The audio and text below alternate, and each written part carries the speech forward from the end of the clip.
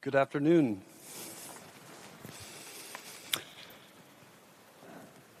My name is Jonathan Tyrone, and this is a very loud microphone.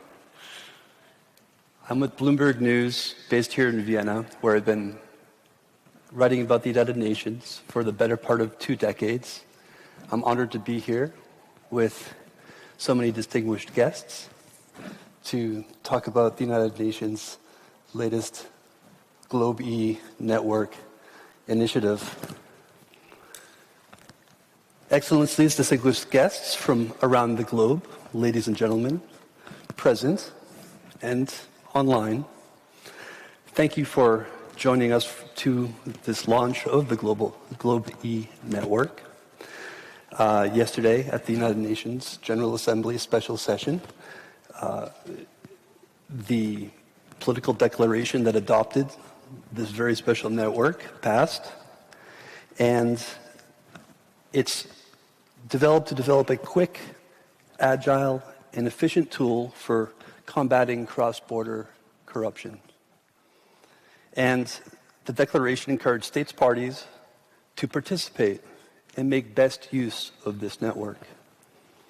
And so today we're going to discuss and engage with the challenges of combating cross-border corruption and find out more about what GlobE network is going to contribute in a timely and efficient transnational corruption to deal with that. First, some logistical issues. There will be simultaneous interpretation that's available in English, Arabic, Chinese, French, Russian, and Spanish. Kindly speak slowly and clearly to facilitate translation. And please now take a moment to choose the right language on your headsets or on Interpol. And should you have any question to the presenters or panelists for online, please raise your electronic hand. And at the end of the session, we'll open the floor to questions, and we look forward to taking those. Allow me now to briefly introduce the agenda. As you are all well aware, this is a pandemic we are in still, and so we have a hybrid program. We're fortunate enough, thank you very much, to have many participants in the room, and we were also very grateful to those individuals joining us online from across the world. So, we'll now open the meeting shortly with a statement from the Secretary General of the United Nations, and we will then move to the high-level segment of the program. On stage with me, we are honored to have Ms. Radha Wali, Undersecretary General of the United Nations and Executive Director of UNODC, and His Excellency, Mr. Mazim Ibrahim Al-Khamu, President of the Oversight and Anti-Corruption Authority, Nazaha, in the Kingdom of Saudi Arabia. They will open the high-level segment, whereafter we will receive addresses from our other guests joining us online. The second part of the program will start after that with an introductory video and a short presentation of the background and components of GlobE. That will be followed by a panel discussion on international cooperation and anti-corruption law enforcement. We will have a demonstration on what GlobE network will offer, and then move into questions and answers. So, without further ado, let's now listen to the opening message of Secretary General of the United Nations, Mr. Antonio Guterres. Corruption is not only immoral, but is a serious crime. It is often organized and crosses borders. Most importantly, it betrays people and democracies. It steals trillions of dollars from people all over the world, usually from those most in need, and it siphons off resources for sustainable development. When powerful people get away with corruption, people lose trust in their governing institutions. Democracies are weakened by cynicism and hopelessness. Before the COVID-19 pandemic, countries all over the world were roiled by huge anti-government demonstrations. Corruption was one of the protesters' main grievances. We can be sure those protesters are watching closely now as trillions of dollars are invested in recovery. Turning the tide against corruption is essential if you are to achieve the Sustainable Development Goals, promote peace and protect human rights. We must reinvigorate political commitment to fight this crime. We must also strengthen international cooperation to recover stolen assets, to prevent those responsible for corruption from finding safe havens for themselves and their funds. The creation of the Global Operational Network of Anti-Corruption Law Enforcement Authorities, launched as the United Nations General Assembly holds its first ever special session against corruption, is a step in the right direction. The network will enable law enforcement authorities to navigate legal processes through informal cooperation across borders, helping to build trust and bring those guilty of corruption to justice. We expect the global network to empower all countries with practical solutions and tools to track, investigate, and prosecute corruption, complementing existing frameworks. The United Nations system will continue to provide technical assistance to fight corruption, backed by the UN Common Position on Corruption, agreed in the run-up to the special session and based on the United Nations Convention Against Corruption. I thank the government of Saudi Arabia for funding and launching the Riyadh initiative to create the global network during their G20 presidency last year, and I call on all governments to make full use of the network and encourage further efforts to eradicate corruption. Ending impunity for corruption and returning stolen assets to their owners are important steps towards a new social contract based on trust, integrity, and justice. Thank you. That was a very powerful and direct message. And now I want to welcome Ms. Tarara Vali, Executive Director of UNODC. She'll be known to all of you in this room. And this is a very important year for UNODC in the fight against international corruption. You had the special session of the General Assembly yesterday, the launch of GlobE today, and later on in the year you'll have the meeting of the state parties to the UN Convention Against Corruption. So with that, I welcome you to please open the high-level segment. Your Excellency, Mr. Mazen Ibrahim Al-Khamous, President of Nazaha, distinguished ministers, excellencies, ladies and gentlemen. Thank you all for joining us at this important event to launch the GlobE Network, a powerful new global tool against corruption. 2021 is indeed a year of international action against corruption. The UN General Assembly is holding its first ever special session to address this threat, and yesterday adopted an action-oriented political declaration to elevate the fight against corruption. The declaration brings into focus the debilitating effect of corruption on our efforts to achieve the 2030 Agenda for Sustainable Development and recognizes that integrity, transparency, and the rule of law are foundational to an inclusive, fair recovery. It is the perfect time to bring our anti-corruption commitments into more effective action. A robust international framework is already in place to guide global cooperation against corrupt practices and networks. The UN Convention Against Corruption is a comprehensive and effective instrument that enjoys nearly universal membership. Last year, the UN adopted a common position on corruption for the first time, co-led by UN Office on Drugs and Crime. With our UN partners, it aims to harmonize and galvanize the UN system support to member states. We have the frameworks and tools we need. In practice, however, anti-corruption law enforcement authorities continue to face limitations in cooperating directly with counterparts to pursue cross-border corruption cases. Mutual legal assistance processes take time, making it difficult to keep step with criminals who exploit corrupt networks and new technologies to move stolen proceeds around the world in an instant. The cost of corruption for the global economy continues to be colossal, estimated to be trillions of US dollars every year at a time when more resources are needed to rebuild in a post-pandemic world. In Africa alone, illicit financial flows and capital flight siphon away almost 89 billion US dollars, an amount that is close to 4% of the continent's total GDP. As long as practical obstacles persist, corruption will continue to drain public resources, facilitate illicit financial flows, enable organized crime and terrorism, and erode the rule of law. The GlobE network we are launching today is designed precisely to address this gap, providing the first truly global platform for swift, streamlined, and effective cross-border cooperation against corruption. Conceived during the G20's first ever ministerial meeting on anti-corruption in 2020, this network will put into action an important provision of the Convention, the improvement of direct cooperation between law enforcement authorities. By facilitating direct, proactive, and informal cooperation, it will lead to more focused formal procedures, enabling authorities around the world to investigate, prosecute, and convict the corrupt. The UNGASS political declaration that states adopted by consensus recognized the GlobE network as an efficient tool and encouraged states to join. I'm confident that this trust in GlobE will drive us towards our target of attaining 30 member states by the first plenary session of the network, as well as our long-term goal of universal membership by UN member states.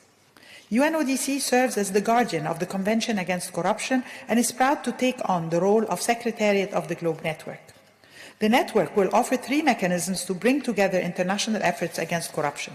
Firstly, it will establish an online one-stop hub for anti-corruption cooperation.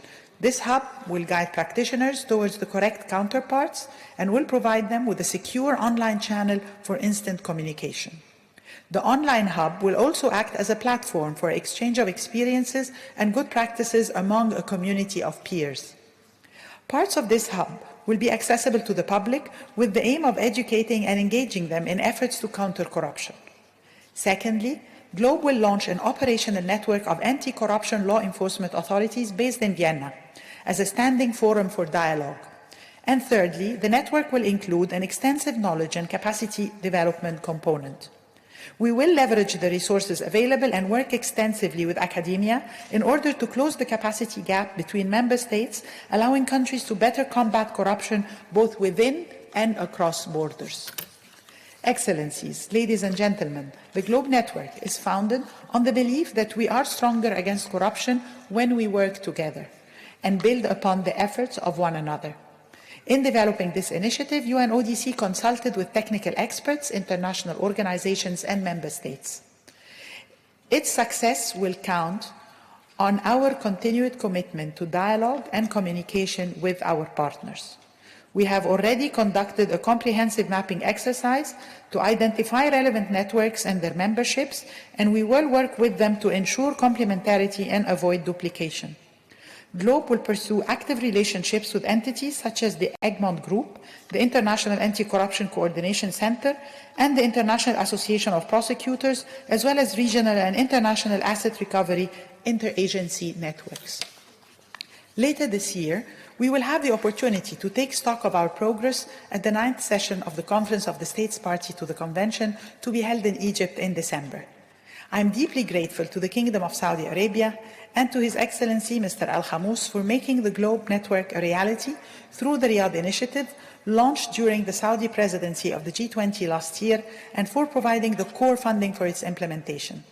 I hope to continue counting on their support to combat corruption. Building on this good practice, we will also be working with the current Italian presidency of the G20 this year on various anti-corruption priorities, including measuring corruption, safeguarding sports from corruption, and addressing the link between corruption and organized crime. Through GlobE, member states can equip law enforcement authorities with the flexibility and agility needed to take the networks of corruption that bleed our societies of wealth and opportunity.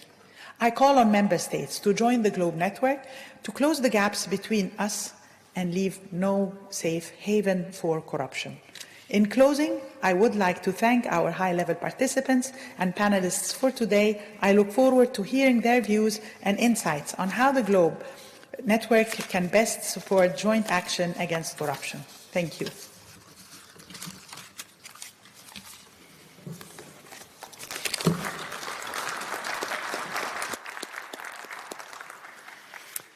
Thank you, Ms. Vali, for setting the stage.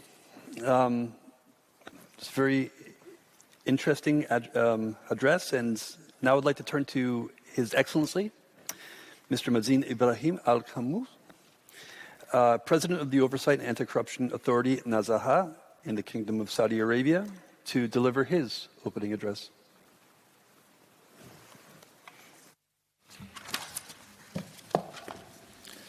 In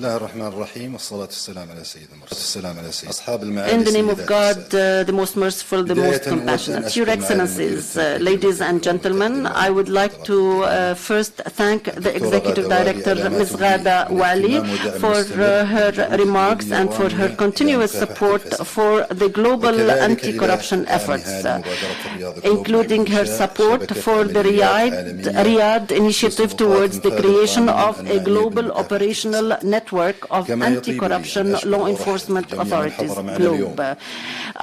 Allow me to thank and welcome everyone attending with us today, both physically and virtually. It is an honor and privilege to be here with you all on this special day.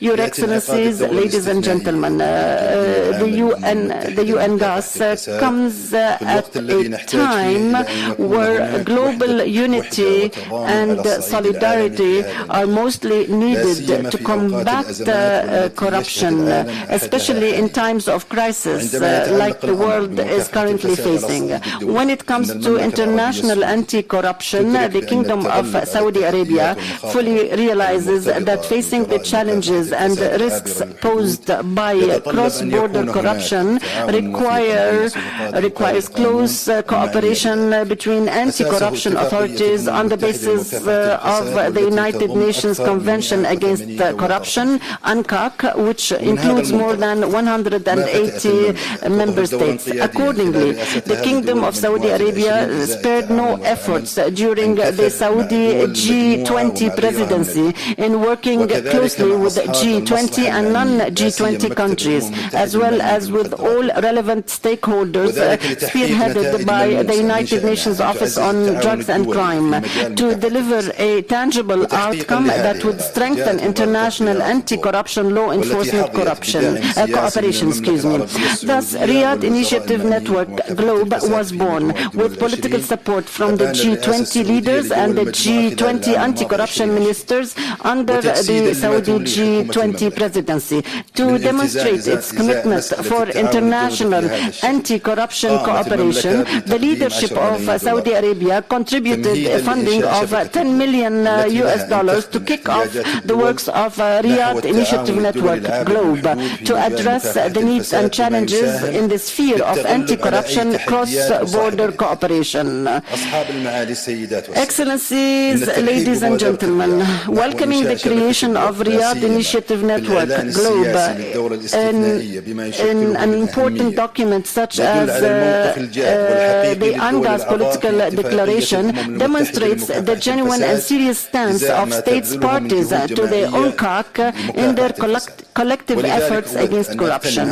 I therefore would like to take the opportunity to express my gratitude for all states parties for welcoming the creation of GlobE, and also express my thanks and appreciation for the hard work and efforts of the UNCAC states experts who are actively taking part in the undergoing works of Riyadh Initiative Network GlobE. Having said that, we invite and encourage UNCAC states parties to make best use of the Riyadh Initiative Network GlobE tools and to actively participate and share expertise in the ongoing development of the development. By doing so, we will undoubtedly contribute significantly in achieving the intended aims for enhancing the international anti-corruption cooperation under the UNCAC umbrella, denying safe haven to the corrupt and the proceeds of corruption.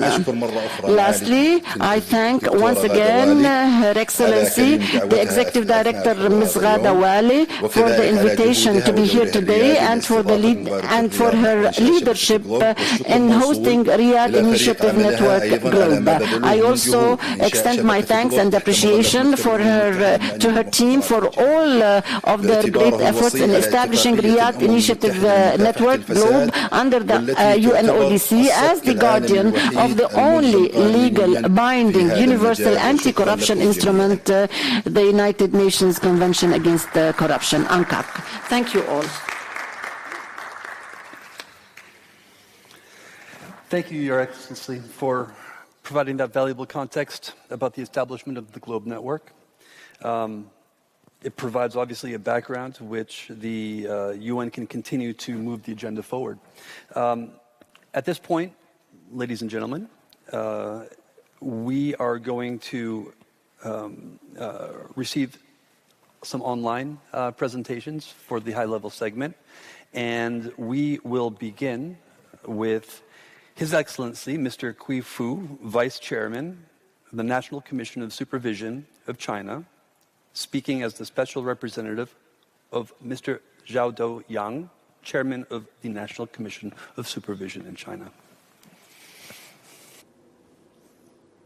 尊敬的瓦利女士，各位同事、女士们、先生们，首先，我受杨晓渡先生委托，对全球反腐败执法合作网络正式启动表示祝贺。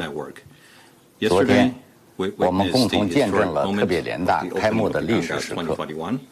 特别联大通过了正式宣言，鼓励各国参与并充分利用网络。今天，我们共同见证网络正式启动。这是各国落实政治宣言、维护多边主义的具体体现。中方将秉持赵乐际先生在特别联大讲话中提出的反腐败国际合作4项主张精神，与所有公约缔约方一道。China will work with all states parties to UNGASS as coordinated by the Network Secretariat in jointly facilitating the network development and actively promoting the international law enforcement cooperation against corruption. In 2020, the Riyadh initiative put forward by Saudi Arabia was adopted by the G20 Anti-Corruption Working Group and was reflected in the ministerial communique, the first G20 Anti-Corruption Ministers meeting. It was decided that UNODC would take the lead in setting up the GlobE network. Since March this year, UNODC has gathered nearly 100 anti-corruption experts and law enforcement officers around the globe in nearly 20 meetings to discuss in depth the network's purposes and objectives, modes of governance, development, and operation and coordination with other similar mechanisms. Bear in mind their commitments to combating corruption and completely fulfilling international obligations. Countries need to follow the principles of win-win, extensive consultation and joint contribution, and strive to seek the largest possible common ground for stepping up practical cooperation. We highly appreciate the efforts and contributions by UNODC, Saudi Arabia, and other countries in the preparation of the network. China has always actively participated in the network preparation and made constructive inputs. We will continue to support and actively participate in the relevant follow-up exercise. The official launch of the GlobE network reflects the firm determination of the international community to combat cross-border corruption offenses and refuse to provide a safe haven to the corrupt and the proceeds of corruption. This is not only an important achievement of UNGASS 2021, but also a new starting point for international cooperation against corruption. We hope that the network can promote exchanges between countries, increase mutual trust, and lay a good foundation for international anti-corruption law enforcement cooperation and capacity building so that it will become a truly global platform for anti-corruption law enforcement officers to deepen practical cooperation and further improve the system of rules for global anti-corruption governance. Thank you. Thank you very much, Vice Chairman Fu. We're now going to move to Montenegro, where we have the Minister of Interior, His Excellency Mr. Sergej Seklov, pardon me for the pronunciation, Sekulovic, who will now take the floor. Excellent pronunciations, I must say. Distinguished Excellencies, respected representatives of the international organizations, ladies and gentlemen, with a great pleasure I have accepted to participate in this event, taking into account that it represents a great opportunity to raise awareness of the GlobE network and its value proposition. Corruption and complex money laundering related cases generally require cooperation beyond domestic borders. The importance of quick responses to foreign requests for international cooperation in criminal matters is widely recognized by the practitioners, and the importance of informal assistance that speed up cooperation has been emphasized in numerous international agreements, in particular the United Nations Convention Against Corruption. At the very beginning, I would like to inform you that the Ministry of the Interior is working hard to further strengthen the existing baseline for the membership in the European integration structures through application of profound reform and dynamic implementation of the legal and strategic framework. I would in particular point out the new law on internal affairs, which is being prepared and we expect that will be adopted by the Parliament very soon. This law will recognize Police Directorate as a part of the Ministry of the Interior, clear and transparent merit-based system, strengthened and extended control mechanisms of the Ministry, transformed system of the police education, as well more regulated scope of the police work. Also, we are currently working on the new law on prevention of money laundering and terrorist financing in order to be harmonized with the relevant regulation in this field. This law better defines the measures with the aim of improved control mechanisms for the reporting entities. The Ministry of the Interior has also undertaken the necessary activities to form a working group for the development of the strategy for the prevention and suppression of terrorism, money laundering, and terrorist financing for the period 2022-2025 with an action plan. The strategy will be contribute to better coordination of concerned action of the competent authorities in preventing and combating terrorism, money laundering, and financing of terrorism. Bearing in mind the need to ensure security policy planning, a new strategic document will be prepared for this purpose, which will be a proactive approach to the fight against organized crime. I'm referring to the National Strategy for the Fight Against Transnational Organized Crime, which aims to achieve the eradication of organized criminal groups through the joint work and efforts of all services and institutions that are determined by the law within the strengthened framework for the fight against organized crime. The development strategy of the Police Directorate for the period 21-24 with the action plan for the period 21-22 will improve the organization of the Police Directorate in accordance with the acquis, as well as in accordance with the recommendations from the reports of the Member States. Ladies and gentlemen, let me inform you that we fully support the creation of the global network for the purpose of establishing and enhancing direct contact between anti-corruption law enforcement authorities, empowering a wider range of countries to engage in informal international cooperation and complementing the other existing platforms for such cooperation. Thank you very much for your attention. Thank you very much, Minister Sekulovic. Next up, we have Mr. Wagner Rosario, who is the Minister of the Office of Comptroller General in Brazil. Senhora Diretora Executiva, Senhores Ministros, Executive Director of UNODC, Ministers, delegates, it's an honor for me to address you as we celebrate the launch of the GlobE network, which was promoted within the Anti-Corruption Working Group of G20 under the presidency of Saudi Arabia. I was able to participate at the first meeting of G20 anti-corruption ministers last year when the GlobE network was debated and structured. Brazil acknowledges the important role of international cooperation in combating corruption, a scourge which threatens all our societies and the sustainable development of our countries. We continue to foster quick and efficient cooperation through formal channels as well as informal ones, and in which we support investigation and prosecution proceedings. We are strengthening our commitment to cooperation in its different branches, criminal, civil or administrative, and this new network will definitely give more impetus to that. We urge participating states to intensify their efforts to achieve swift and agile cooperation among anti-corruption authorities and to include the aforementioned civil, administrative and non-criminal procedures as well as criminal proceedings. as well as the possibilities to penalize corruption and to encourage the recovery of assets and to make that more effective. Thank you for the invitation to participate, and I wish you all the best to GlobE Network.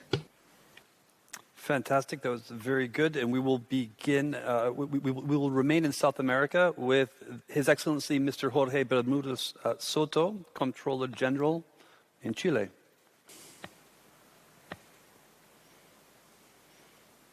Es un agrado poder dirigirme a ustedes con motivo del lanzamiento de la Global Operational Network of Anti-Corruption Law Enforcement. Me gustaría destacar el reconocimiento por parte de la Asamblea General en su sesión especial del día de ayer del rol que cumplen las entidades fiscalizadoras superiores en la lucha contra la corrupción. Estas entidades contribuyen al esfuerzo a través de la ejecución del control externo, independiente y oportuno de las administraciones, fortaleciendo la integridad, la rendición de cuentas, supervision, which is both independent and timely. It strengthens integrity, accountability, transparency, and the efficient use of public resources. The health crisis triggered by the COVID-19 pandemic has not just had a serious impact on the functioning of governments, but also has increased mistrust of citizens towards institutions. In this context of changes, crisis, and uncertainty, the authorities responsible for implementing anti-corruption laws are playing a key role in building public trust through the effective execution of their mandate. In order to achieve this, the roadmap has been established. The Sustainable Development Goals are more important than ever, given the current health, climate, and confidence crisis. For SDG 16, we have to understand this as a cross-cutting goal to achieve the whole of Agenda 2030. However, corruption hurts historically discriminated groups, women, indigenous peoples, migrants, refugees, and LGBTI+, and we cannot leave them behind. We believe that this network will help us participate actively towards achieving SDG 17. International cooperation is truly a necessary tool to prevent and combat corruption. Corruption knows no borders or jurisdictions, and it requires energetic alliances and efforts to combat this challenge. Thank you. Thank you very much. And for the final presentation of our high-level panel, we turn to Nigeria, where Mr. A.A. Yusuf, who is the Deputy Director of the Public Prosecution, not the representative, he'll be speaking as a representative of His Excellency Mr. Abu Bakar Malami, who is the Minister of Justice and Attorney General of Nigeria.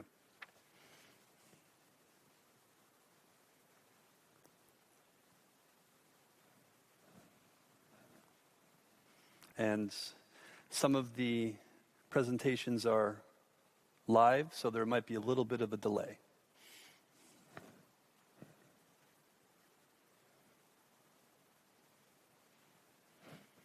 And if there are connection problems, then we will move on.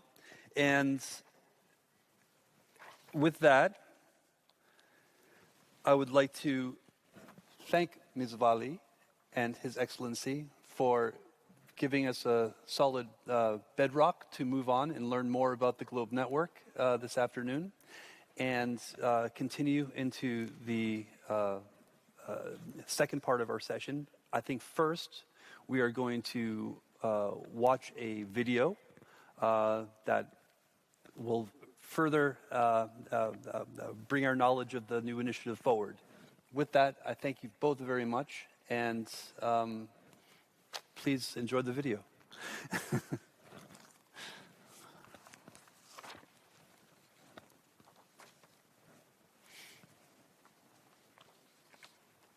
Corruption is complex, transnational, and organized. A single bribe can involve many players, transit many countries. Billions of dollars land in offshore accounts, tax havens, and shell companies in an instant to fund lavish lifestyles, while the corrupt use their power to avoid detection and drain public resources, stealing opportunities and endangering lives. Law enforcement officials need to cooperate to trace and seize stolen assets, but lengthy legal assistance processes can mean that the criminals stay one step ahead. How can we stop corruption? When we connect across borders through a secure platform with trusted peers informally to discuss real cases in real time. When all countries have access to the knowledge and tools they need to quickly track, investigate, and prosecute corruption, then we can deny safe havens to the corrupt, stop illicit money flows, and return stolen assets. We can leave the guilty with nowhere to hide, and we can hold them to account.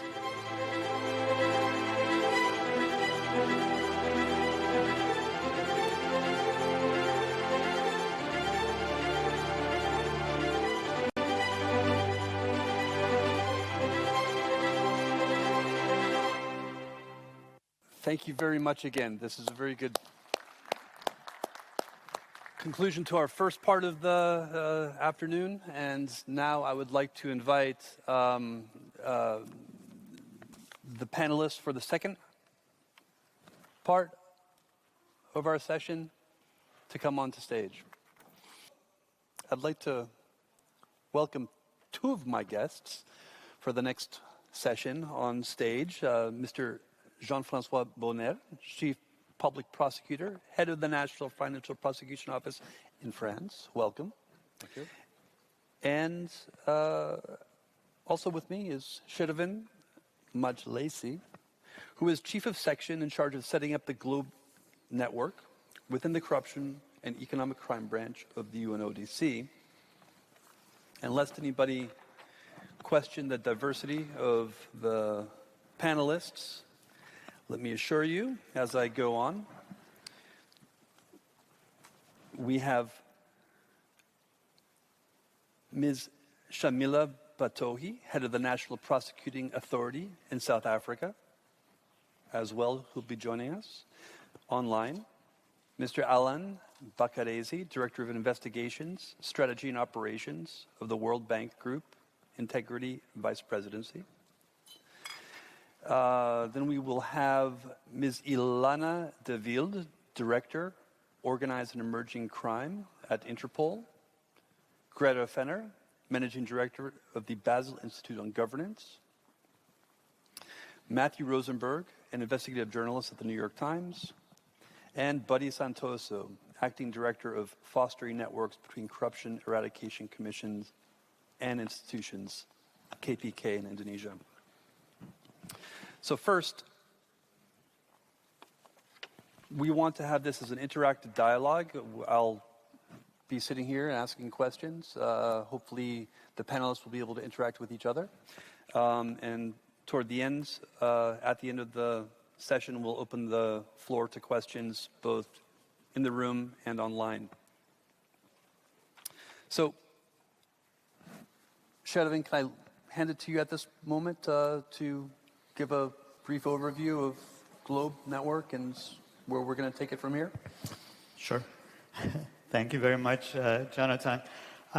Before maybe we move to the questions, and after hearing the high-level speeches, I think it's good time to give a bit more background. We heard already from the executive director, from the president of Nazaha, a bit of background about how the GlobE network come into being and basically the fact that it's being established under the auspices of the United Nations Office on Drugs and Crime to facilitate informal cooperation and to address the non-existence of a truly global network between anti-corruption law enforcement authorities. We know that there are several cooperation networks on different issues, particularly on asset recovery, that our partners are running.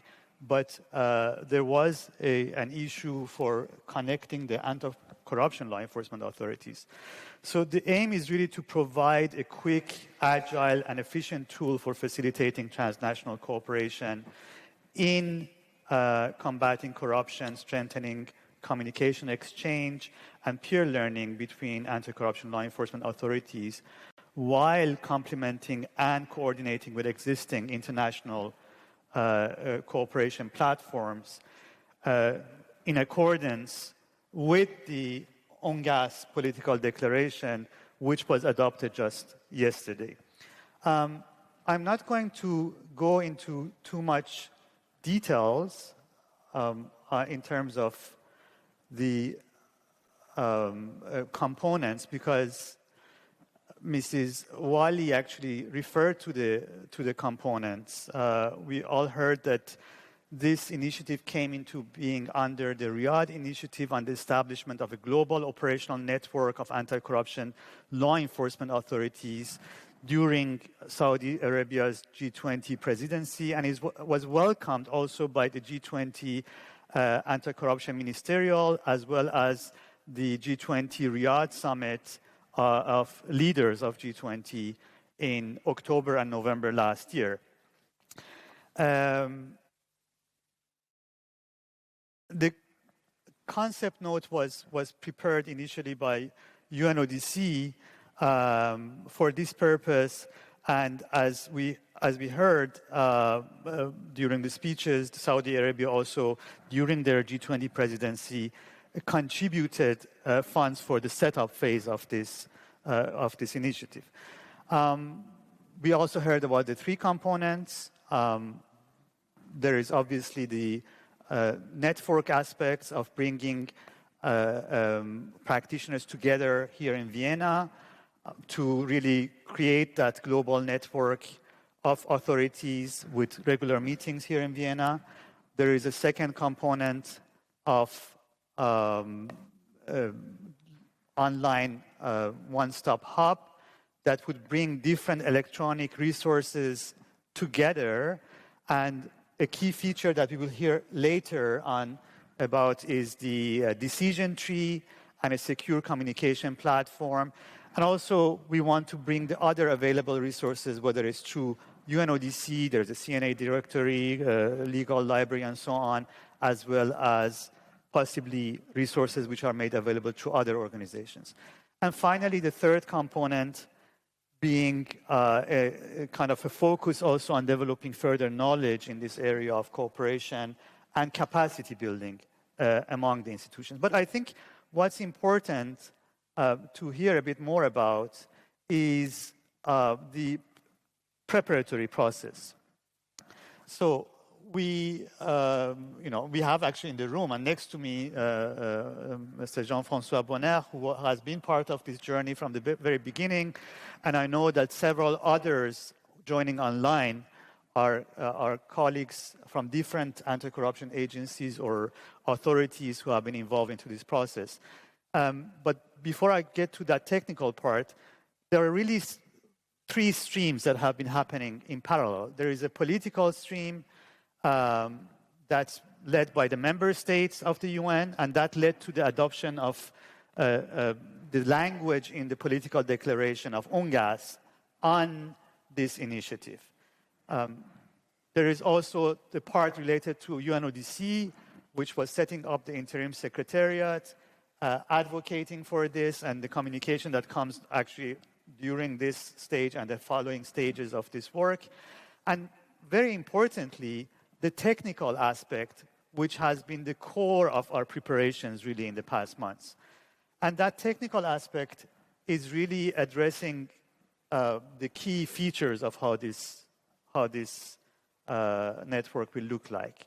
So in the past few months, there has been several elements being put in place. We started with a global expert group meeting at the beginning of March. We had 103 experts from 53 countries and 21 international organizations and entities who joined in Vienna, and they concluded that there should be 3 task forces established, 3 interim task forces, which again brought together 90 experts from 28 countries and 13 international organizations and entities to have more focused discussions around 3 elements. The first one, a task force on setup and operation of GlobE.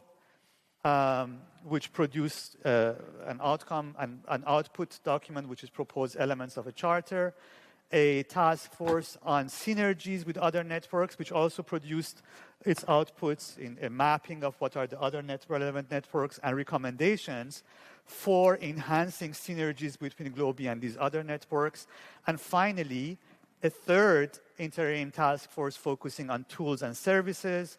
And again, that produced several kind of plans for us to take us forward, an initial concept of the one-stop hub, an initial concept of secure communication platform, as well as development of knowledge products, and also an initial concept on deployment of rapid capacity development. These were different elements that came through. So a lot of work has been put into this in the past 3 months. There were 16 meetings of these task forces. As I said, a large number of experts, including ones in the room, who came together. And of course, we were very honored to be supporting this through our team. I have my colleagues Vladimir Kozin, Badr Banna, and Yao Deng, who coordinated this work. And we had basically some of our panelists who were moderators of these task forces, and we'll hear more about that. I will maybe leave the last part on what's happening at the very end, what's next, actually, at the very end, and I can let you now move to our panelists.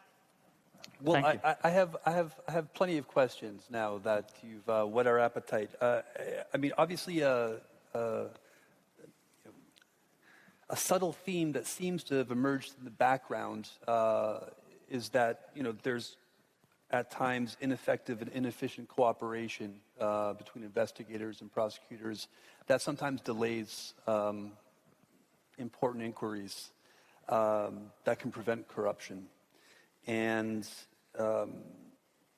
GlobE Network seems to be looking at developing both informal and formal cooperation between anti-corruption law enforcement authorities. So I think the best way to kind of get down and understand this a little bit more is by giving some concrete examples.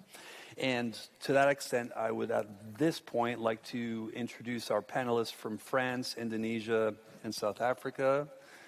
Mr. Bonner, thank you very much for sitting on stage with us. And also we'd like to have on the monitor Mr. Santoso and Ms. Batohi. And if we can start by asking each of you a little bit to draw on transnational corruption cases with international dimensions that you or your institutions have investigated or prosecuted. And we'd like to learn a little bit how you cooperate between jurisdictions and how that cooperation works. And where the challenges, I guess most importantly, you're encountering, and how then GlobE Network is being erected to help solve that and aid you in your jobs. So let's start with Ms. Shamila Batohi from South Africa. What communication do you have with other countries before you make a formal mutual legal assistance request? So that's a very specific question, very, very broad topic. So let me say, I can hear an echo of myself, perhaps the audio in the room, which is quite distracting, but I'll nevertheless proceed. So no, thank you very much for having me. South Africa has, in the past decade or so, experienced levels of corruption that can perhaps best be described as endemic, institutionalized corruption. And it has been estimated that almost about a third of South Africa's GDP has been stolen to corruption, and a large percentage of that left the shores of Africa. And we heard earlier on about the illicit financial project Africa by the executive director, that I think is probably the highest in the world. And far exceeds the financial relief aid to South Africa, which there's something wrong with that picture. So, for us in South Africa now, fighting corruption is so important because we really need to bring back the stolen money to South Africa.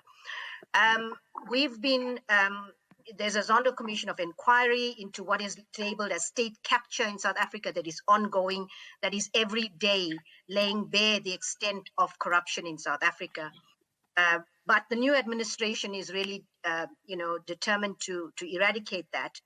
And so there's our engagements with countries where we suspect large portions of our funds have found their way to is hugely important. We have a number of cases, and so the levels of cooperation between countries, there's no one size fits all, regrettably, and that's because I think very often, as the Secretary General said, I think maybe this is a very important point he made. He said we need to reinvigorate political commitment.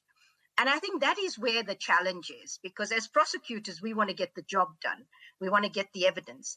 But it's really about the political commitment in various countries that determines the level of cooperation that you get. We have great cooperation from many countries, but we have awful cooperation from other countries. And I'm not going to name and shame on this platform, but we have been engaging with countries where we believe a large percentage of our money has found its way. But there's all kinds of in our view, excuses that come up about, and this is where GlobE can perhaps assist us, because when you actually draft your requests for mutual legal assistance, there are a lot of technicalities. And so these kind of informal networks will help us ensure that the requests are properly framed, and that there's, it's able to be executed efficiently. But that said, if there's no political will to do it, as we think is the case in one of our big cases, it's a case where even the minister, myself as the national director, the head of our directorate dealing with corruption, engaged with the local prosecutors and those in charge of international cooperation during UNGASS last year. But regrettably, there's a facade of cooperation, but there's no actual cooperation. And so I think I've said a lot, and there's a lot of panelists in our time, so I'm going to stop there. But I really, we unless there's political will, let me put it that way, the prosecutors, there will be informal cooperation, which will be great, which GlobE can facilitate. But when you need to use the formal processes that require the evidence in a particular format, that's when the executives in the countries get involved. And that's where we find many blockages. Thank you. Thank you very much. So it sounds like MLA cooperation is something that's very much needed, and that could very well be a focus for GlobE Network. And to that end, now I'd like to bring the conversation to Mr. Bonner. And you have a very interesting concept of judicial diplomacy.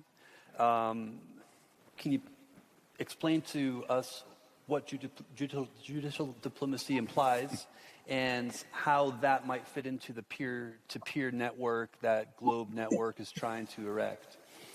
Yes, of course, Mr. Tyrone.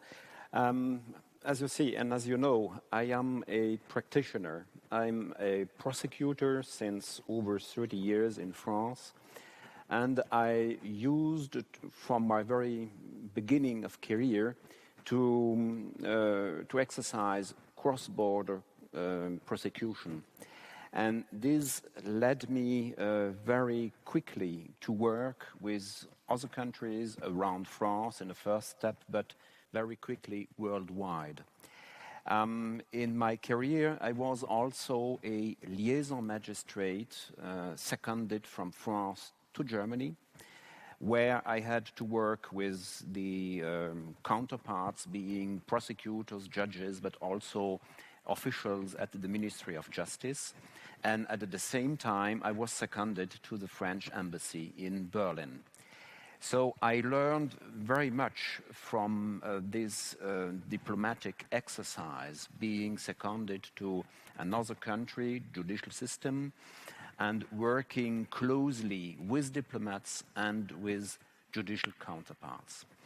And from year to year, also afterwards, when I was a French representative at Eurojust, which is the cooperation unit of prosecutors and investigative magistrates in Europe, sitting in The Hague, next to Interpol, we used to practice a kind of, what I call diplomacy, judicial diplomacy, because cooperating with other countries, especially with counterparts, being judges or prosecutors, attorneys, whatever legal system, being continental law or being American law, English law, this brings us to be in the part of working closely together, being able to identify colleagues, to know how they are working, and this brings us to put forward, for instance, mutual legal assistance requests, knowing how they will exercise it, how they will receive it, how they will fulfill it, and this brings practitioners to better understanding in combating crime. So using all these instruments of legal background, but also diplomatic background, I know that when you have very complex cases, and we know that combating corruption is especially complex, so we need to work under mutual trust. And you build mutual trust when you know each another, when you are able to understand, to come one step forward to your counterparts, using all this legal background, but also personal background, and of course institutional background. So this is my experience in my cooperation time within the European Union, but also now worldwide, since I am leading the French National Financial Prosecution Office. We have currently 600 cases, which are leading us in about 80% of cases abroad. We are dealing with corruption, of course, but also with serious tax fraud cases, with serious stock exchange cases. There's about 600 cases, and I think that in 8 cases out of 10, we are going abroad, we are going to other countries, and we need the cooperation of other countries. And that's why I am very engaged in helping GlobE to grow up, since I know since ages that we are not working just in our office, but we need each country to help us to go ahead in gathering evidence, in being able also to gather intelligence, and of course bringing corrupt people before court. That's my office, that's my job.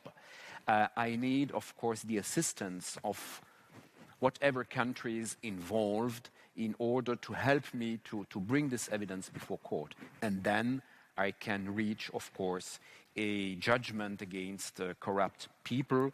I would like to highlight the sentence of Mrs. Wally a couple of minutes before. There should be no, and there will be no safe haven for corruption, no safe harbor. This is what we are engaged to do. So I think, from my experience, I think judicial diplomacy is something we should elaborate and also use in growing up GlobE. Thank you very much for those insightful words. And I'd like to go to Indonesia now and ask Mr. Santoso. We've heard a couple of different perspectives here about peer-to-peer judicial diplomacy, informal versus formal networks. And how do you see this at the Corruption Eradication Commission? Would something like the GlobE network be something which would be more of a formal or informal tool for you to use? Yeah, thank you, moderator, for allowing me this opportunity. Cooperation between the KPK and anti-corruption authorities in other countries can be based on memorandum of understanding or informal agency-to-agency relationship. In handling transnational corruption cases, such cooperation may be in the form of request for assistance in searching and taking witness statements, confiscation of criminal proceeds, or other assistance within jurisdiction of the requested party.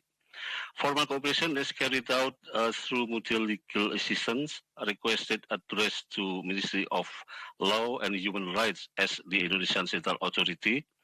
The basis of this mechanism is the principle of repository and international treaties that Indonesia is a party to, including the UNGASS, UNTOC, or MLA treaties between Indonesia and other countries. Information and data obtained from this process will usually be used by KPK as evidence in the court. Another mechanism for requesting assistance is informal or agency-to-agency. Informal and data obtained through this channel can only be used for case development and not as admissible in court. However, the advantage of this mechanism is the speed when compared to MLA request.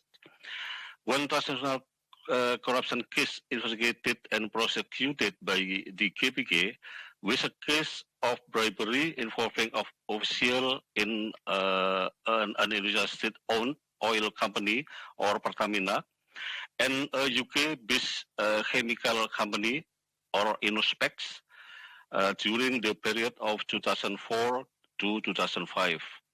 From 2010 to 2016, investigators in the KPK and the UK Serious Fraud Office carried out parallel investigation. The investigation was carried out simultaneously. Handling of the suspect was divided. Exchange of evidence was done in informal arrangement. From the SFO, the KPK obtained evidence in form of banking transaction documents, emails, company documents, access to make testimony of one British citizen, affidavit, and so on. To the SFO, the KPK provides procurement and contract documents, payment documents from the Indonesian SEO, affidavit, etc. As the outcome of the parallel investigation, among others, the suspects were found guilty by the court, and the UK-based company was fined $12.7 million, $12.7 million as part of global state settlement. I believe that the key outtake from this experience was the importance of informal communication between law enforcement authorities. Moreover, the KPK team that handled the case was not only investigators, but also involved other units such as prosecutor and international cooperation unit. Members of the team have diverse capabilities, including foreign language skill, knowledge of international relations, and legal system of foreign countries. It is also important to maintain the capabilities and knowledge transfers in case of employee turnover and rotation. Thank you. Thank you very much. Now I'd like to turn to Switzerland and to Ms. Fenner at the Basel Institute of Governance. Can you very specifically help us understand what some of the main challenges are from your viewpoint in trying to recover assets?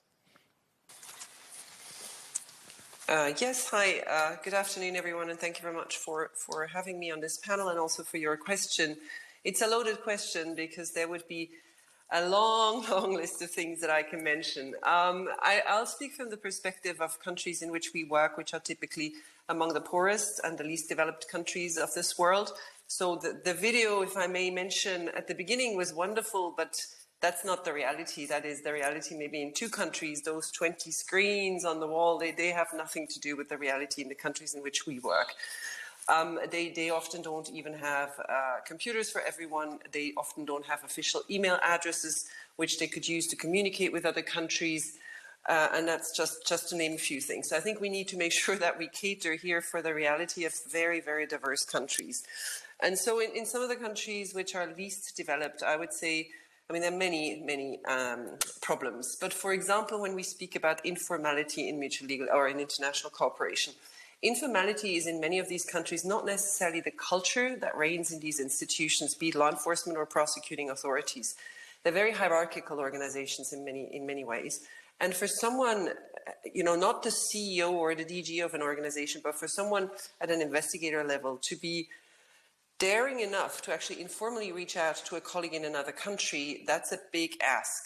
So if a network like GlobE could help with that and encourage those, that would be very helpful. But we still have to remember that it's not necessarily allowed even for people at a middle-level, low-level investigator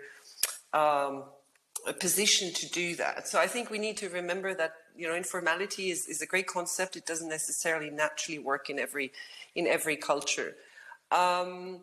That would be one point. I think generally speaking, the distance is a lot bigger when you are in a poor country, in an underdeveloped country, than when you're in a developed nation.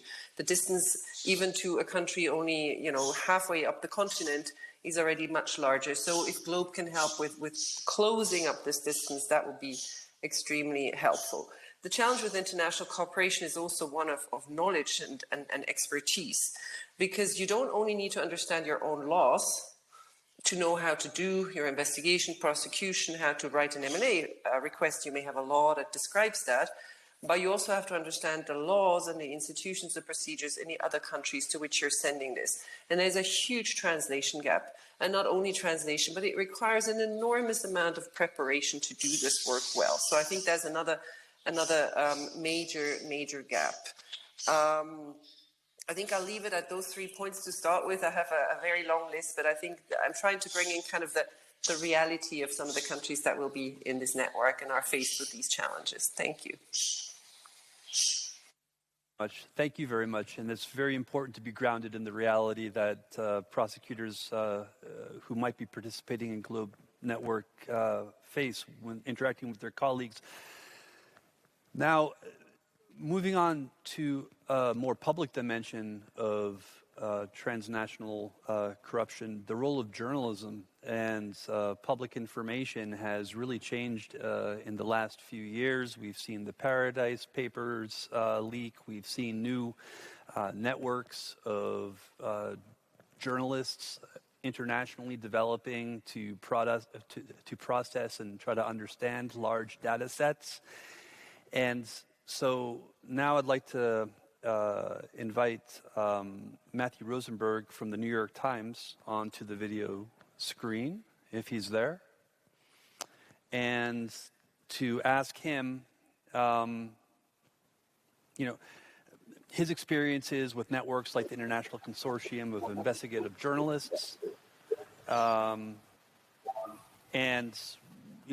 the kinds of lessons that we can draw from journalism and public information in contributing to the aims of the GlobE Network.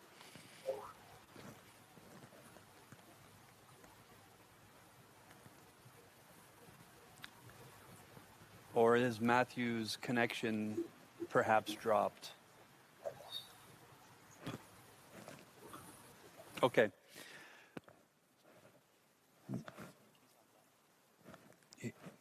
Yeah? Okay. Well,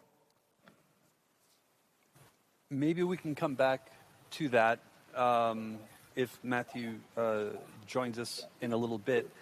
Right now, though, let's move on to a little bit more background about how GlobE Network was founded. We've already heard from Shervin about some of this, but I'd like to turn to Mr. Baccaresi now at the World Bank. And he's been involved from the inception with GlobE, and he was among the very first meetings of experts in the interim task force. And at this point, I kind of want to ask him about how he was trying to address the different stakeholders and engage with this issue of reality that we just heard about in the formation of the network. So, Mr. Baccaresi, are you with us?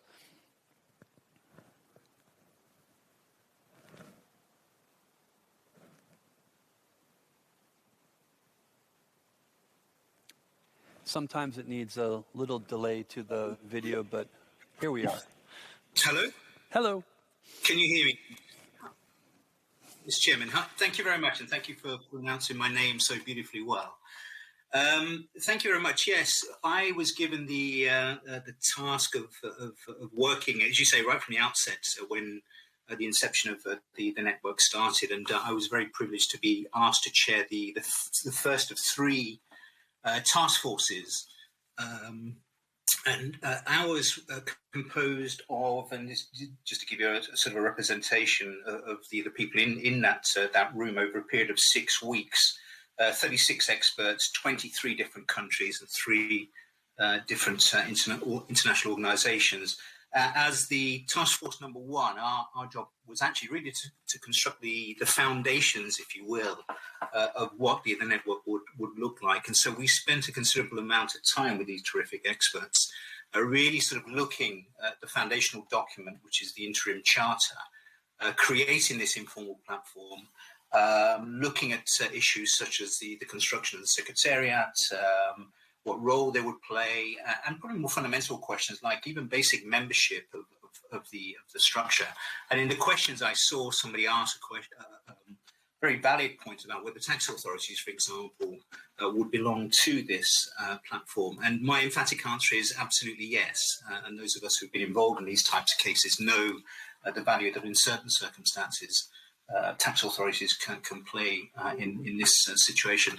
So really the output from us in Task Force 1 was this proposed elements of what the charter would look like. And we worked very hard not to create a definitive document that would absolutely define and in some ways constrain what the network would look like, but was to create, as I say, the platform and the foundation for it. And to answer your question explicitly, having had so many different experts in there and from different countries, both from Africa, from Europe, from North America, from other parts of the other world, it was certainly an enriching experience.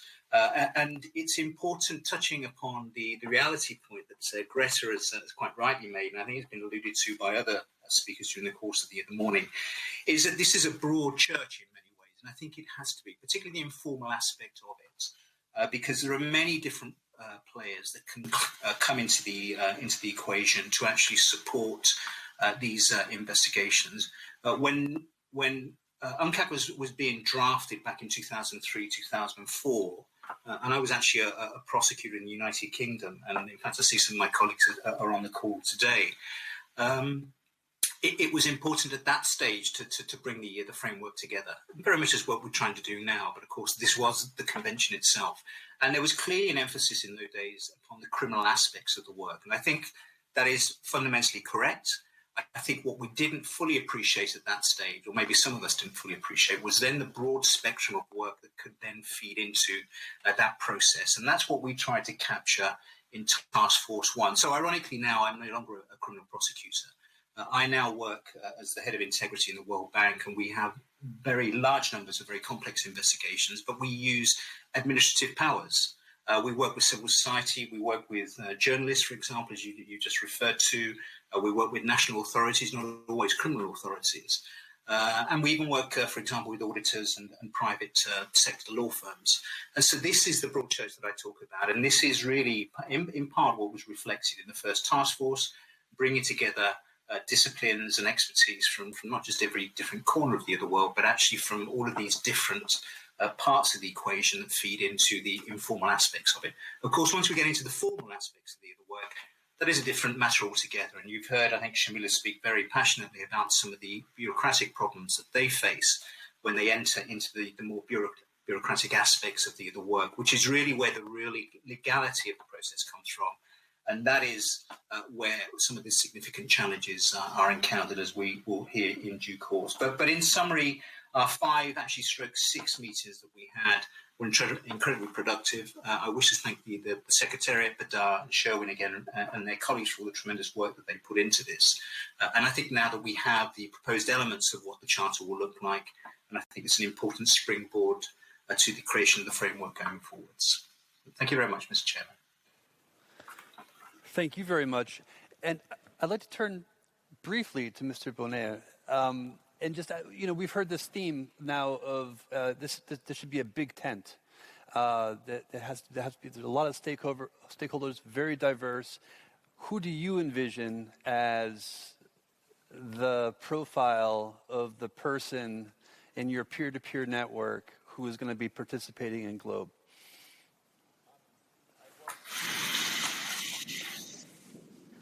Yeah, say that I have been very impressed to work in this framework of building up a new network. I was participating in a couple of years ago in building up a European judicial network in criminal cases.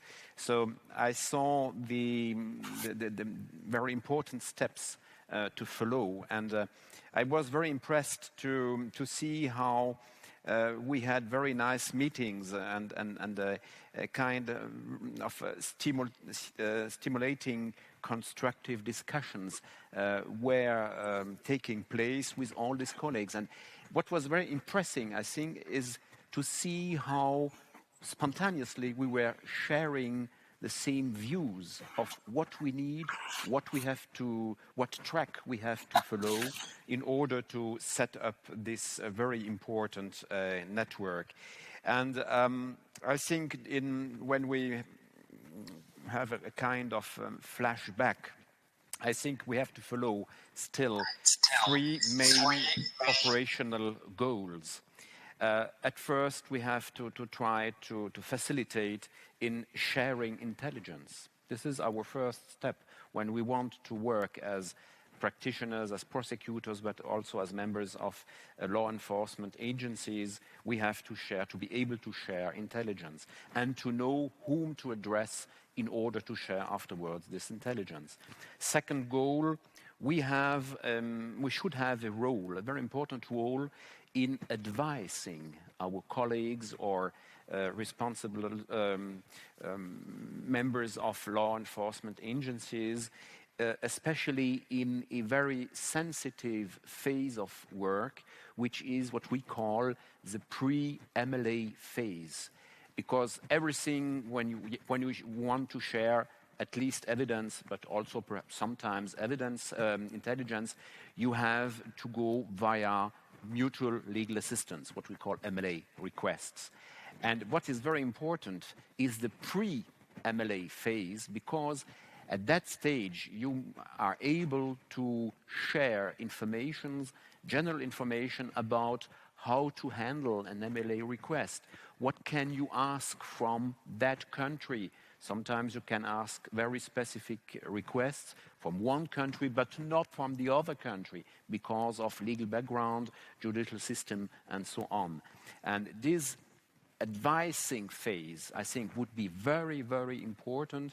That's what I experienced as a liaison prosecutor or a liaison magistrate to Germany, and afterwards the work we did at Eurojust.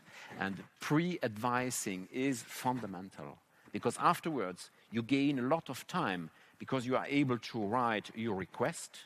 You know that, for instance, Saudi Arabia is able to give some information in that field, but not in that field. So if we come requesting and asking in a wrong field, of course, we are losing time, and we are losing time our counterparts. That's not the objective. So pre-advising is very, I think, important. And of course, the third goal should be opening the doors for further official MLA requests. Once the doors are open and people are knowing each another by contacts like here, by using Zoom, for instance, since COVID pandemic. We are using now these electronic devices, and we are able to recognize oneself. I saw Sherwin on the video screen before seeing him now in Presencia. Of course, this is very, very important because it's building trust. And once we want to tackle and to combat corruption, we have to know each another and to have a minimum of trust. And once we have this trust, we are able to go ahead and then having results in bringing people before court and sometimes also in jail. Okay. Thank you very much. So we have intelligence sharing, pre-advising, and all leading into trust. And with that, let's turn to Interpol because you know, we had the Secretary General of Interpol, Mr. Jürgen Stock, speaking at the G20 this past year, suggesting that GlobE network would be a natural feeding line into Interpol's global operational channels. And he said, "It is my hope we will seize this invaluable opportunity." So I'd like to ask Ms. de Wilde from Interpol to now join us on screen and ask her, how do you envision Interpol embedding the perspective of Secretary General Stock into its operations?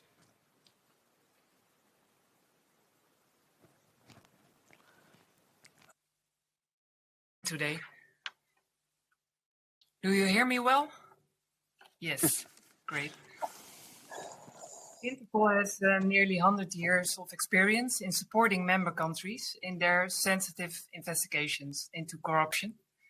For the exchange of information to be effective and make an actual impact, it needs to be actioned.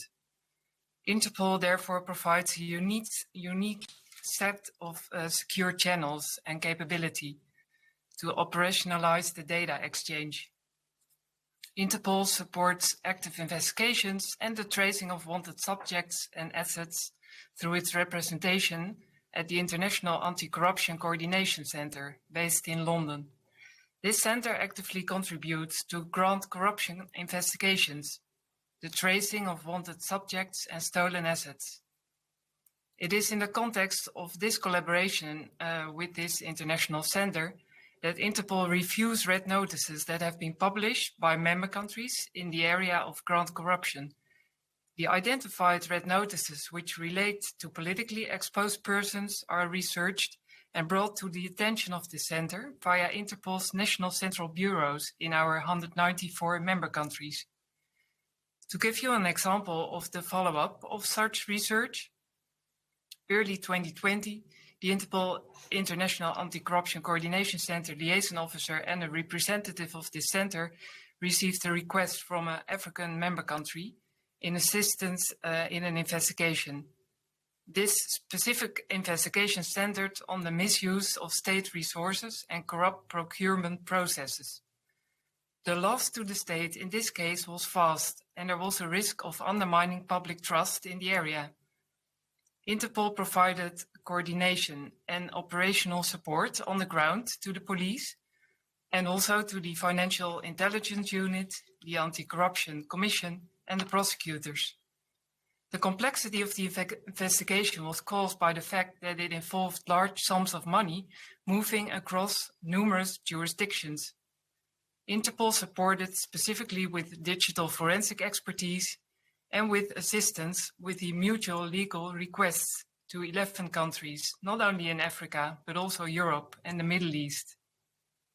This leads me to an area where we see an enormous potential for cooperation, and it relates to this exact mutual legal assistance. Interpol, in direct response to the needs of a lot of our member countries, have created the Electronic MLA Initiative for Development.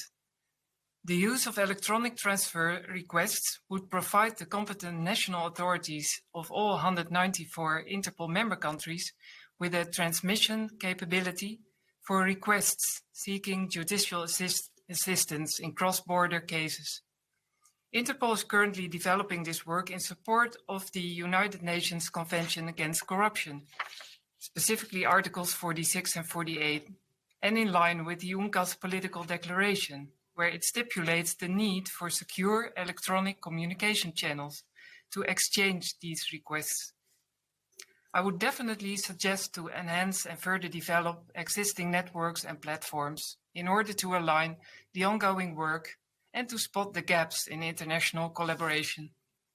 The continuous exchange of information and intelligence in this field is of substantial importance and could certainly be strengthened. Thank you very much. My understanding is now that we have Matthew Rosenberg online, and he'll be able to speak to us a little bit about the role of the media and its ability to identify transnational corruption. So we have about 400 people online watching us right now, and we are already running over, and we do want to get to some questions from the audience toward the end. So my suggestion at this juncture in the session is to go back to our panelists, ask them, to hopefully make a brief comment about the number one priority they are identifying going forward in the GlobE network to set it up so it achieves its aims. And to that end, let's start with Mr. Baccarese. Is that reasonable? Is that okay? Fine. Then Alan, please. What is your number one message to us as we conclude this session and go into questions and answers? Right, in a short sentence, I think from the historical context I gave you of where we started with the UN Convention Against Corruption, the legislative guide, the technical guide, which was all written very sincerely, I think. We have moved on in 16, 17 years. I think we still know that international cooperation is really the fundamental problem here. I think we could have anticipated some of it previously, and yet we have all these tremendous tools. We have now players, we have civil society, we have journalists, but we can hear from them. We have private law firms, audit firms. This is not just about prosecutors, although prosecutors are absolutely critical on the criminal side of things. There are many ways in which we can tackle corruption, and that's the perspective that I come from, particularly now where we use administrative powers in the World Bank to take on some of the largest companies and entities in the world. We can do a lot here, but we have to overcome the examples that are being given by Shamila, Jean-Francois, Greta and others, which is the bureaucracy that prevents a proper formal engagement. Because the informal stuff is important. The intelligence sharing, the preparation is fundamentally important, of course. That should not be undermined. And this is where hopefully the network will support that process. But it comes to the crunch at one point, which is the formal process. And that is a very legalistic process that requires genuine expertise. And there are many people who supported me in this first, in the 5-6 weeks that I was together with them. And there are many people on the call today. They know precisely what this is about, but they also know, and Shamila made the point absolutely perfectly well, that all of the countries involved have to come to the table here in a genuine and sincere manner. And putting up barriers around politics and bureaucracy and legal interpretations which are incorrect, deliberately so or mistakenly so, are only going to continue to create problems for us and will not allow us really to tackle the scourge that we've been now trying to fight for the last 20, 30 years on this. So if there's a plea from my side, I'm really pleased the network is being created. I think there are many, many players, not just criminal prosecutors, although they're fundamentally important to this, to play and can play a role here. But we've got to get all of the countries actually participating in a proper and sincere manner in this process. And that's my plea, if I could make a plea. Thank you very much. Not very diplomatic, I'm afraid. But... Well, let me move back to Ms. Patohi. I'm very sorry. and ask you for a concrete suggestion. A concrete suggestion to bring GlobE Network forward, but a concrete suggestion of how GlobE Network can also help you in South Africa. Let's just appoint all the prosecutors to run their countries as well. So we'll all come together and we'll all cooperate really nicely and make sure that everything flows as we need them. Yeah, and I think pretty much everything has been said. We don't underestimate what the informal cooperation and engagements do. They really are critical. They actually become really useful where there's good cooperation also at the executive level, because then you can really speed up the processes, because there's cooperation at all levels in a country, and you just make sure you work with them to make sure that, as was mentioned by one of my fellow panelists, that it's not about just understanding the law in your country. You need to understand the law in the other country as well. So where you have these informal networks, you're able to ensure that you craft your request for mutual legal assistance in a way that is completely in line with the law in the other country. So it really facilitates the processes. And then when you have the executive support as well, you're able to get the information in through the formal processes that enables you to actually admit that evidence in court. Otherwise, if you can't get over the hurdle of the formal processes, all of the informal work comes to nothing, really. So I think GlobE can really assist with that. And I just want to touch on one other thing about Eurojust, which one of our colleagues talked about. We have a really big case that spans more than 5 jurisdictions, but we were very pleased that Eurojust was able to facilitate a conversation physically pre-COVID with prosecutors from 5 countries, including South Africa, where they sat around a table in Eurojust and really talked about how we could exchange information, how we could, and, there was even talk about, asset sharing, and there's often, where the money is found in another country, what percentage goes to the other country, what comes to the country, the victim country, so to speak.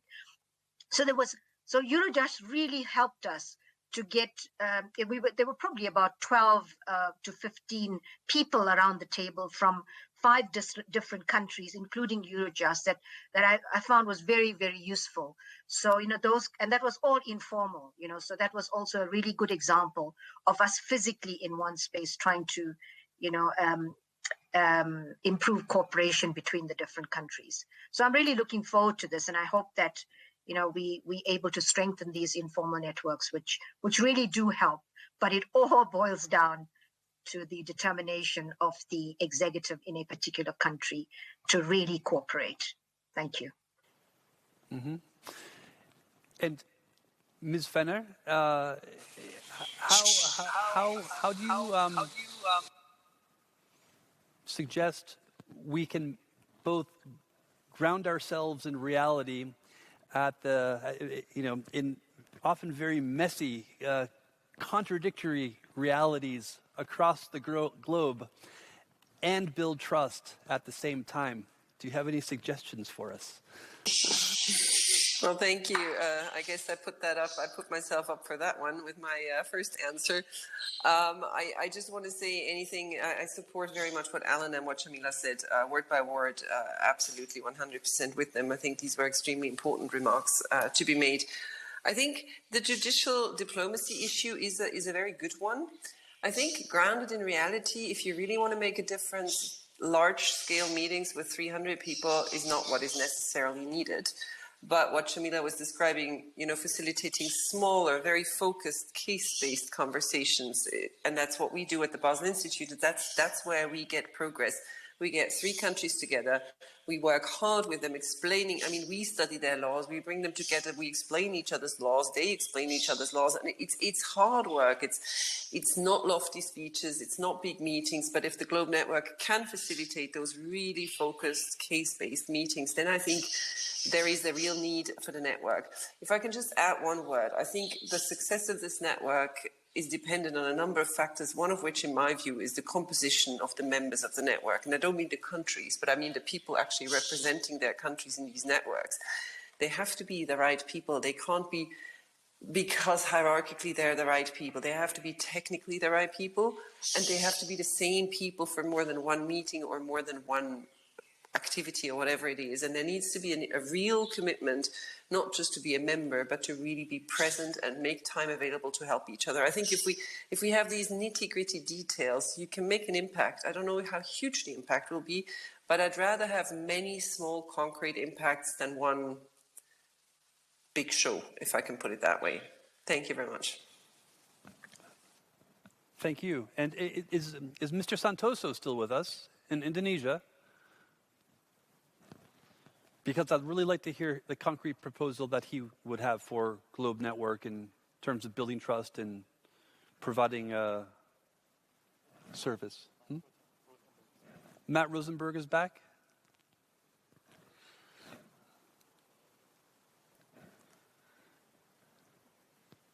Matt, are you with us? Hi. Hello.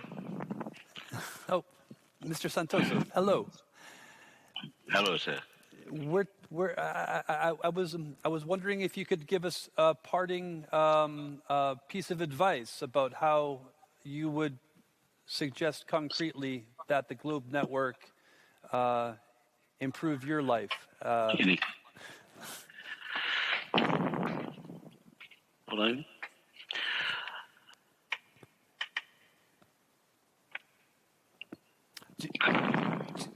Do you have a concrete suggestion about the role GlobE Network should play in fighting transnational corruption? Yeah, aside from the earlier suggestion to make the network into a success, I hope that the members can continue to keep the contacts and other relevant information up to date.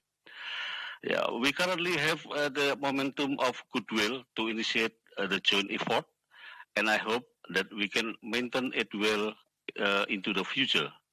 That's all. Thank you. Thank you. I'm going to go back to Matthew Rosenberg one more time because I want to hear what he has to say. And I hear he's online.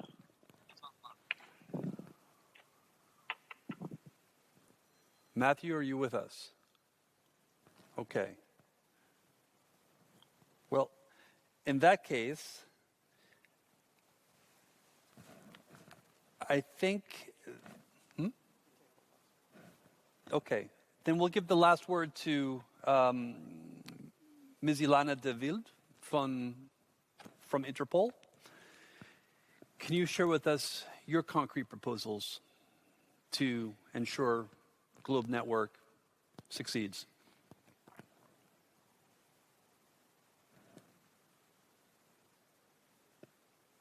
And if Interpol is not with us, then I will... I am, I guess. Thank you very much. I think it will be imperative to break down barriers between police, anti-corruption agencies, financial intelligence units, and to deepen the global partnerships and collaboration in this process. I was following the chat during this event, and this is mentioned quite some time, that it is very much about these different target groups and how can they be able to find each other. Such commitment to work together will ensure the enhanced sharing of information and evidence and contribute to the removal of safe havens for those individuals wanted in connection with corruption offenses. Thank you. Okay, thank you very much. So right now, we're going to turn to questions. But before we do, I think we have a demonstration from Ms. Yao Deng. Is that correct? Are we going to proceed with that still?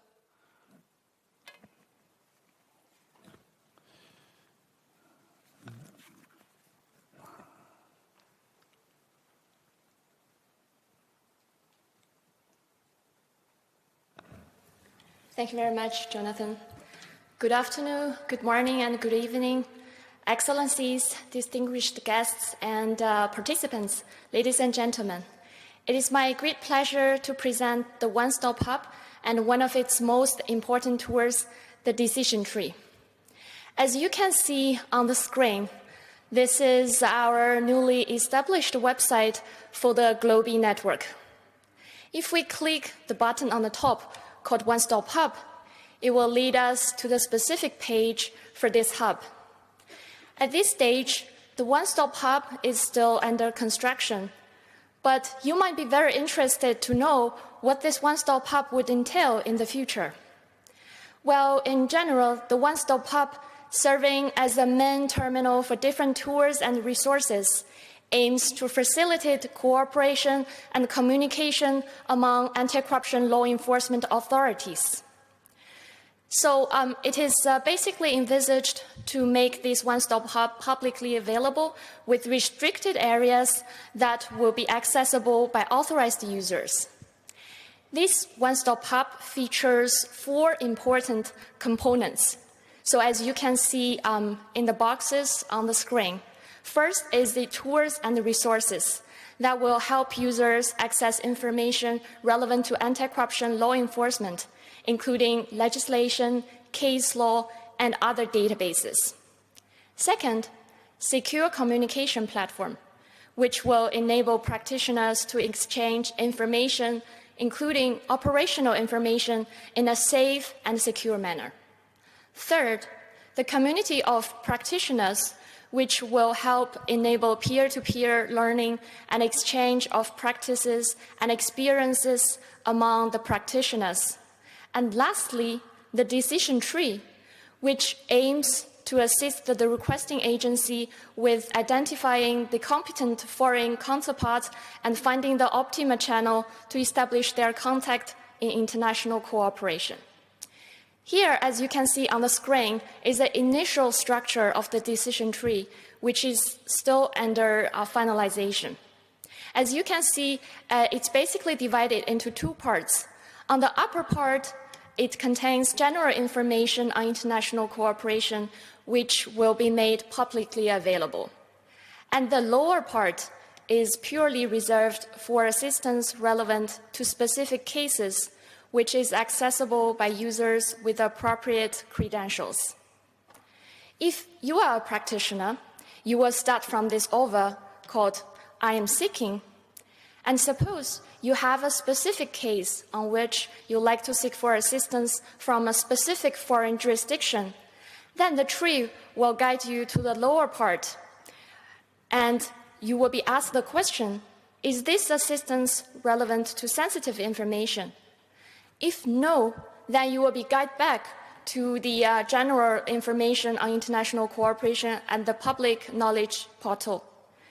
But if yes, you will be led to the lower part, where you will be asked by a series of questions. For example, where are you from? Which type of agency are you working for? Which country are you seeking assistance from? And which type of assistance are you seeking for? With the answers to all those questions, the decision tree would be able to present you with 2 options. So option 1 is a network that will be available to other agencies in your country. And option 2, at the bottom, which is a network available to your agency. In the middle, you need to decide whether to go for domestic cooperation first or directly go for international cooperation. The networks available here do not only include the GlobE network, but also cover other networks maintained by Interpol, OECD, the Egmont Group on FIUs, and asset recovery interagency networks, such as CARIN and ARINS, just to name a few. Well, in the whole process, in case you need to access public information, you can always jump back to the upper part of the decision tree on the general information on international cooperation. This is the general structure of the decision tree. And with that, I'd like to conclude my presentation by thanking all of you for your kind attention. Many thanks. Jonathan, back to you. Thank you very much, Yao. That was very interesting. And I really want to open the floor to questions. So if there are any questions from the audience, now is the time. Please raise your hands, indicate if you have a question to ask, and we'll try to find the right panelist to provide you an answer. And if you're online, please also raise your hands. We have people monitoring the online feeds and ready to transmit your question. Okay, we have David Barrett. We have Liz Davis or David Barrett? Liz David Barrett from the University of Sussex has a question. Please take the floor.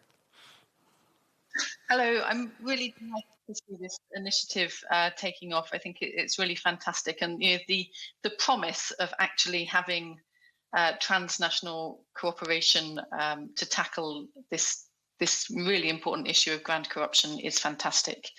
So I'm very positive about it.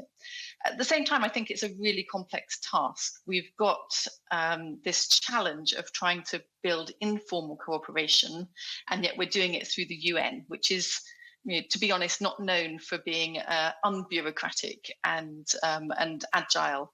So what I'm interested in is how are you going to deal with that kind of tension? And in particular, also, how are you going to deal with the tension between the need for this operational learning, which I think, as Greta has said, often works better in sort of small groups, but also the need for this much bigger span of learning in a more policy-oriented way. So I think one of the things we've learned from interagency task forces is they're often really good at tackling an operational issue, a particular case, but then what's missing is the sort of team who's sitting alongside that, who could say, oh, well, what we've learned is that we need to improve the infrastructure here, we need to improve the policy, we need to learn from the coping strategies that we've used in that situation. So how are you going to deal with those tensions? I would like to give my stage colleague, Mr. Bonner, the option of answering that, since you were so involved early in this process, working with the UN, going through the levels of protocol, and find out how you see that, because I think I also didn't provide you the opportunity to give your final recommendation either. Yeah, many thanks. I think my final recommendation is just joining our participant from the United Kingdom, raising a point which also Alan Bacarese and our colleague of South Africa mentioned. I think GlobE network has to help everybody, being practitioners, judges, prosecutors, investigators, to overcome useless bureaucracy. I do not mention bureaucracy under UN. We have in our countries everywhere problems with bureaucracy. Sometimes it is, of course, steps to follow, because under legal systems we cannot avoid every parcel of what we call generally bureaucracy, but we have to overcome these difficulties in order GlobE to bring a full support on, I would say, on a daily basis, in order to facilitate cross-border casework.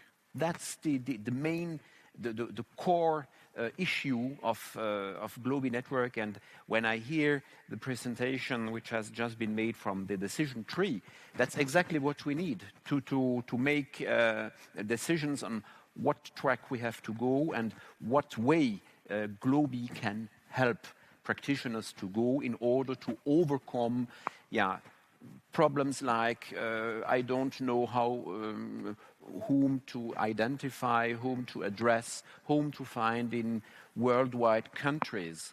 I was very happy to hear the experience from South Africa with Eurojust.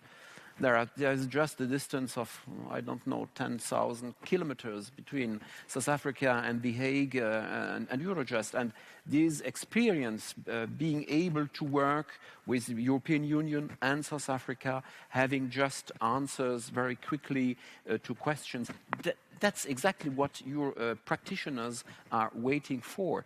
I can imagine back 20 years or 25 years back when famous judges in France and Italy came together at Geneva, the famous Geneva Call in '96, judges addressing worldwide authorities and saying, help us to tackle financial crime and to overcome difficulties in cross-border, specific in cross-border investigations.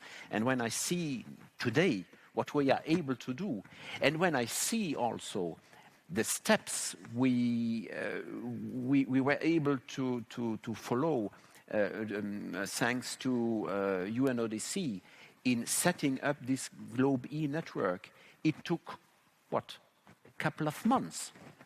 And Eurojust, liaison magistrates, all these networks, it took ages, at least years and years. And now, after some works, some weeks, we had, of course, a very tough work within the interim task forces, but it went very strongly. Each week, we went together. We brought ideas on the table, and very nice ideas coming from all over the world. And it took, we see a couple of months, and now we are launching this GlobE network. It's just fantastic.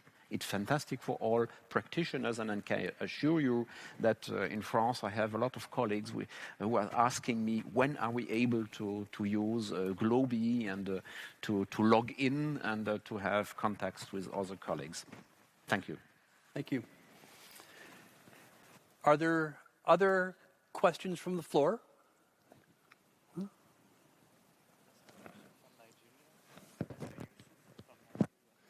Mr. Yusuf from Nigeria has a question.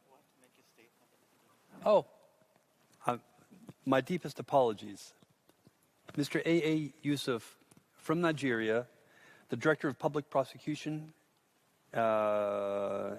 speaking as a representative of Mr. Abu Bakar Malami. He's online now, and he's going to speak with us.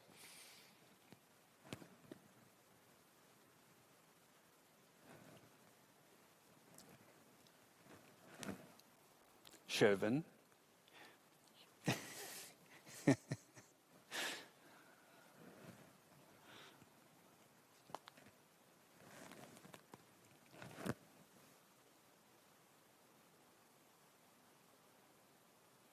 Well, it's inevitable technical difficulties in the age of virtual meetings. So, can I ask a quick question whilst we're waiting?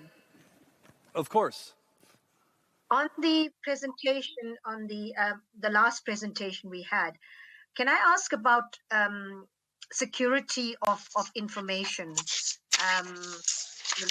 How will that be dealt with? I think when colleagues are dealing with this type of work, very often security of information is important. So just if that can be addressed. Thank you. I think Chauvin is the best place to answer that on stage.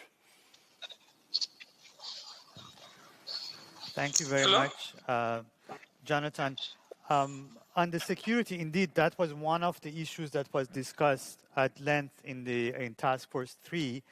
And one of the outputs of this task force was, in fact, an initial concept for the secure communication platform, where with the experts who were in the room, the different considerations were brought together. We still have to use that kind of those concerns to develop the actual secure platform, but obviously, as Mrs. Batoy mentioned, this is paramount importance to practitioners involved to have a level of security.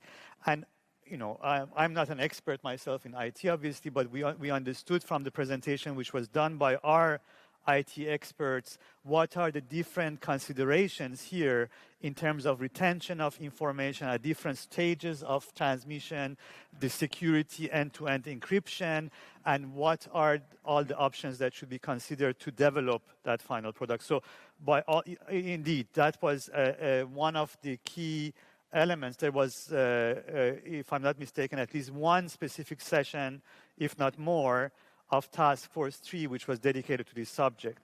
And if I may also add, the issue of bureaucracy came up. We are very well aware that this network has to be a very agile one, as it's reflected in also the political declaration.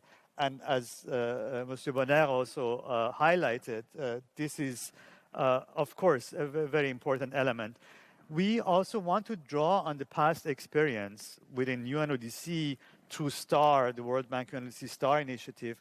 We have been involved in organizing a global asset recovery forum, regional Arab asset recovery forum, country-specific ones, where we had this kind of, so to say, speed dating on international cooperation. Exactly like Greta mentioned, the idea of bringing countries on case-specific situations to discuss in a more limited format. So even if we are going to have big meetings, hopefully later in the year, and hopefully more in person than virtual, the idea is within those big settings to have then subsettings of small operational meetings with authorities from those countries immediately connecting to each other. Well, we are now 35 minutes over the session, which is anything but pünktlich, as they would say in Vienna. So I'm going to give Shervin the last word, if you'd like to say anything else about GlobE or GlobE Network, and then we're going to conclude the session. Thank you very much, Jonathan. I think what we haven't really touched on, and I'm sorry that the time is really short. We had an excellent, of course, panel, and we would have liked to hear much more and engage in more question and answer. But I think what many participants, and we heard more than 350 to 400 participants are connecting to us online, would like to know is what's going to happen next. So we are launching today, but what comes after this? And a very important part of what came out of these task forces is the umbrella document, which is a roadmap that puts together all these annexes of different outputs of these task forces behind it. And the idea with this roadmap was two key issues to be clear in there. One is, how does the membership of this task force, of this GlobE network formed?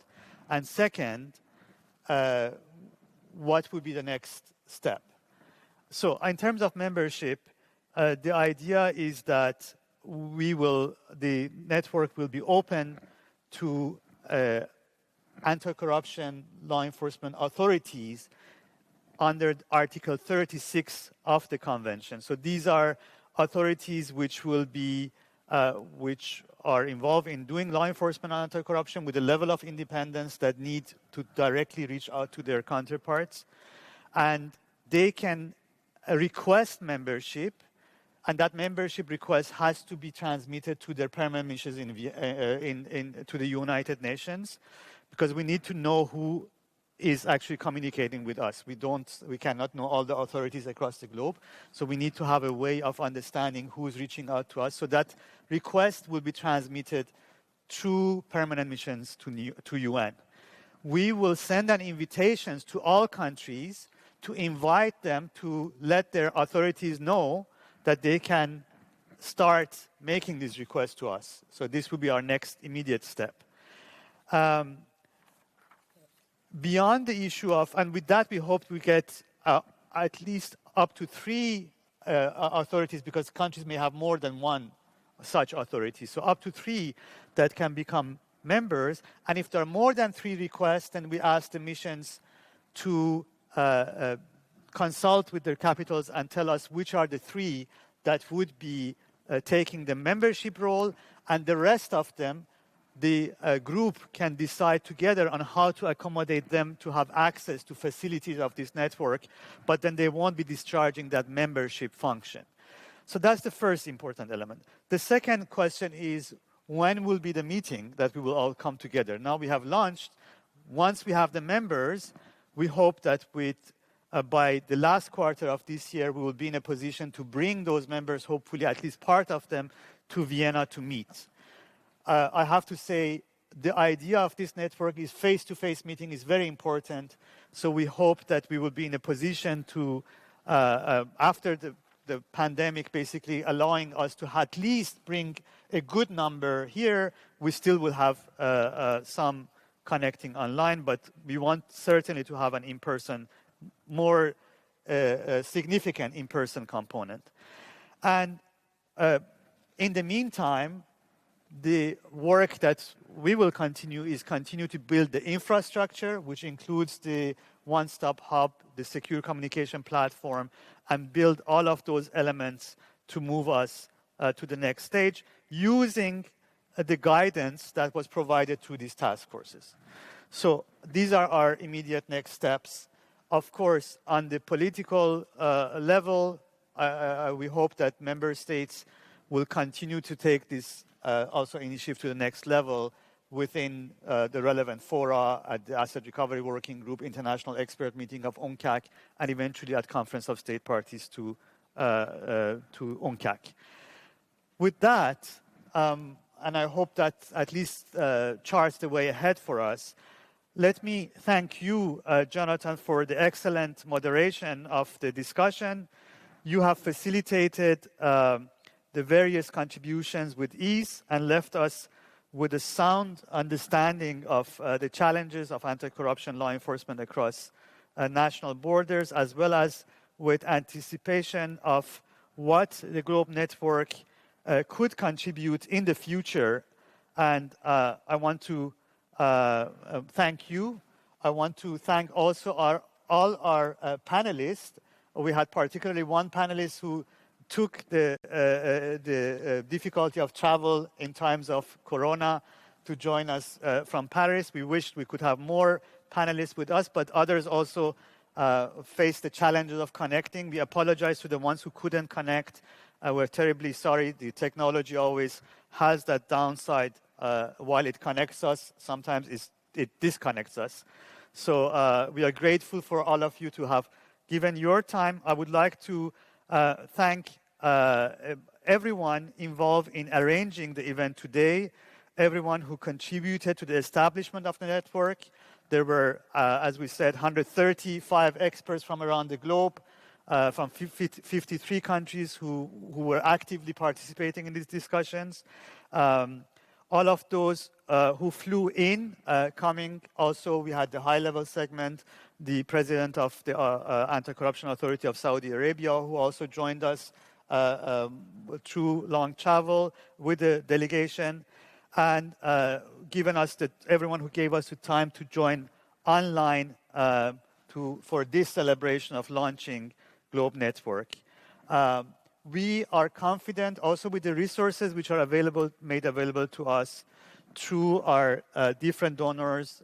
Saudi Arabia, as the former president of G20, took the first step of helping with the setup. We are drawing on other resources which are available previously to us for different platforms within UNODC. So with that, we hope that we can move to the next stage of this work. Looking to the future, we will be inviting, as I said, countries to nominate Article 36 authorities to join as members of GlobE Network by applying to their permanent missions to United Nations. With that, allow me to wish everyone a good morning, good afternoon, and good night again, and hope that you all connecting to us online will be advocates for GlobE Network so that we may combine forces to strengthen cross-border cooperation to end corruption. Thank you very much. Thank you.